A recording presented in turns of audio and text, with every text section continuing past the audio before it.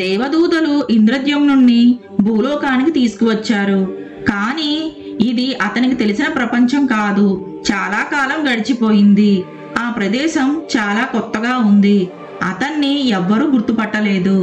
ఇంద్రద్యుమ్నుడు రాజ్యం లేని రాజుగా, తన జ్ఞాపకాలకు సాక్ష్యం లేని వ్యక్తిగా మిగిలిపోయాడు. ఆ కాలంలో భూలోక వాసులందరిలోకి అతి వృద్ధుడు మార్కండేయ మహర్షి ఒక్కడే అని తెలిసి అతని వద్దకు వెళ్లి, నేనెవరో మీకు తెలుసా అని అడిగాడు ఇంద్రద్యుమ్నుడు.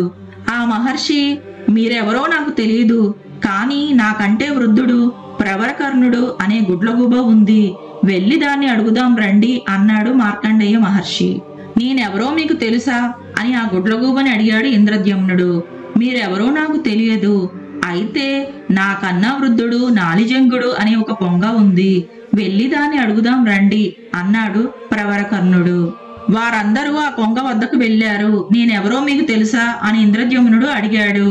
అయ్యో, నాకు తెలియదు, కానీ మా అందరికన్నా వృద్ధుడు ఆకుపారుడు అనే ఒక తాబేలు ఒక సరస్సులో ఉంది, అతనికి మీరెవరో తెలిసి ఉండవచ్చు అంది ఆ కొంగ. చివరకు వారందరూ ఆ మహాసరస్సు వద్దకు చేరుకున్నారు. నీటి లోతుల నుండి ఆకుపారుడు అనే మహాతాబేలు పైకి వచ్చింది. ఇంద్రద్యుమ్నుడు చివరి ఆశతో, నేనెవరో మీకు తెలుసా అని అడిగాడు ఆ తాబేలును. ఆ తాబేలు గంభీరమైన స్వరంతో ఇలా అంది, మీరు తెలియకపోవడమా మహారాజా, మిమ్మల్ని నేనెలా మర్చిపోతాను?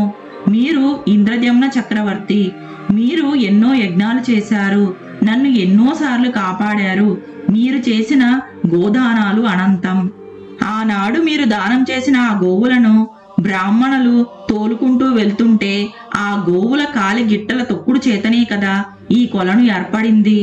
అందుకే ప్రజలు ఈ కొలనుకు ఇంద్రద్యుమ్నము అని మీ పేరే పెట్టారు. నా సంతానం వారంతా ఈ కొలనులోనే ఇప్పటికీ నివసిస్తున్నారు. ఆ సమాధానంతో దేవతలు పూర్తిగా తృప్తి చెందారు.